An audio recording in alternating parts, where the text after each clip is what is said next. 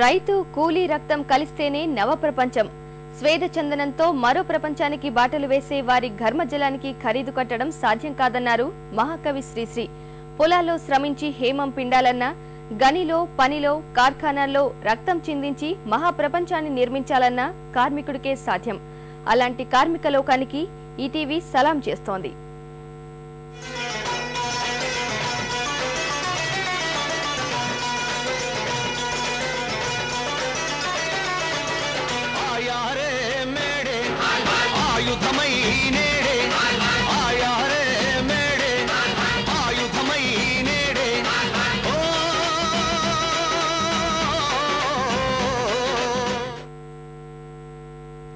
ఈనాటి నీ బతుకు ఈ సంఘం సృష్టించిందే అన్నాడు సిరివెన్నెల.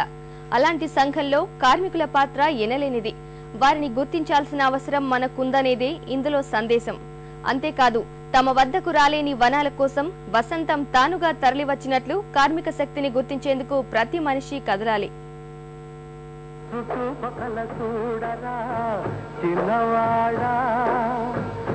కళ్ళు చూపు చిక్కుకున్నవాడా, కళ్ళ ముందు కటిక నిజం, కానలేని గుడ్డి జపం, సాధించదు ఏ పరమార్థం, బ్రతుకును కానీయకు వ్యర్థం. నువ్వు తినే ప్రతి ఒక మెతుకు ఈ సంఘం పండించింది. గర్వించే ఈ నీ వెతుకు ఈ సమాజమే వలచింది. రుణం తీర్చు తరుణం వస్తే తప్పించుకుపోతున్నావా, దెబ్బ తగలబెట్టేస్తావా ఏరు దాటగానే. చుట్టుపక్కల చూడరా చిన్నవాడా, చుక్కల్లో చూపు చిక్కుకున్నవాడా.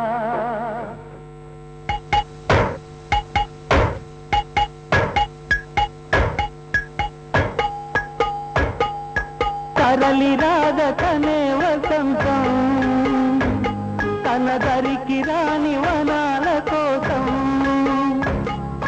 తరలి రాగతనే వసంతం, తన దరికి రాని వనాల కోసం.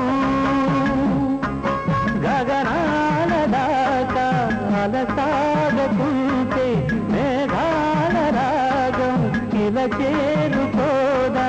తరలి రాగతనే వసంతం, తన దరికి రాని వనాల కోసం. మేడే అంటే కేవలం కార్మిక దినోత్సవమే కాదు, అదో ప్రజాయుద్ధ సంరంభం. నవ ప్రపంచపు పునాదుల నిర్మాణంలో శ్రమించే కార్మిక శక్తిని ప్రపంచానికి చాటే రోజు. అణగారిన జీవశక్తికి కొత్త ఊపిరినూది అంతులేని ఘోరాలకు చరమగీతం పాడేందుకు కార్మిక శక్తి సంఘటితమై ముందుకు కదిలే రోజు. నేడే ఈనాడే ప్రజాయుద్ధ సంరంభం, నేడే ఈనాడే ప్రళయ శక్తి సంచలనం. ఒదిగి ఒదిగి బడుగు జనం పడి ఉండేదానాడు, ఎదురు తిరిగి నిగ్గదీసి ప్రశ్నించేది నాడు. ఈనాడు ఈనాడు చిరకాలపు ఘోరాలకు చివరి రోజు ఈనాడే. అణగారిన జీవాలకు నవజీవనమీనాడే. తను తెలిసి నిజం తెలిసి కష్టజీవులే నరాధముల తరిమి కొట్టు సమయం నేడే. ఆ సమరం ఈనాడే, నేడే ఈనాడే ప్రజాయుద్ధ సంబంధం, నేడే ఈనాడే ప్రళయ శక్తి సంచలనం. అన్నం పరబ్రహ్మ స్వరూపం. మట్టిని పిండి ఆ బ్రహ్మను పండించేంది కర్షకలోకమే. వారి రక్తాన్ని చెమటగా మార్చి అన్నం అందిస్తారు శ్రామికులు. మరి వారి సేదానికి వెలకట్టగలమా? శ్రీశ్రీ రచించిన ప్రతిజ్ఞ కవితను పాటగా పల్లెటూరు సినిమాలో అద్భుతంగా తెరకెక్కించారు.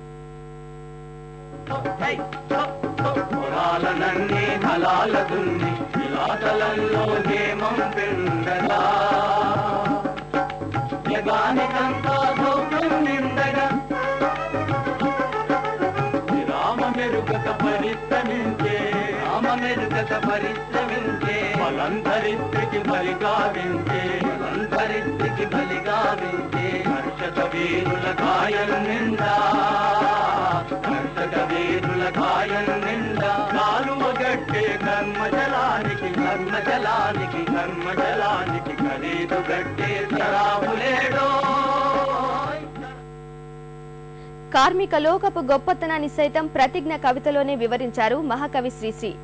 గనిలో, పనిలో, కార్ఖానాలో ధనిక స్వామ్యానికి దాస్యం చేసే కార్మికులు, విలాపాగ్నులకు, విషాదాసులకు ఖరీదు కట్టే శరాబులేడోయ్ అంటూ కార్మికులకు నివాళి అర్పించారు.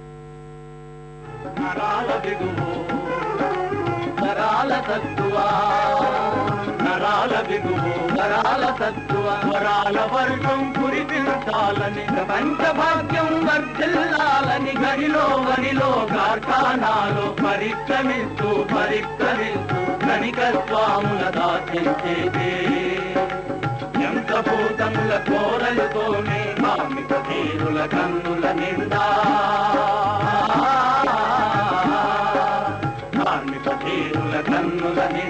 కనకనమండే. మేడేని ఆయుధంగా చేసుకుని పోరాడదాం, కార్మిక హక్కుల్ని సాధించుకుందామన్నాడు మరో కవి. రక్తాన్ని చిందించే అన్నదాతకు 3 పూటల గుప్పెడన్నం కరువవుతోంది. ఈ పరిస్థితి మారాలంటే మేడేనే ఆయుధమని చాటారు మరో పాటలో. ప్రపంచ కార్మికులారా,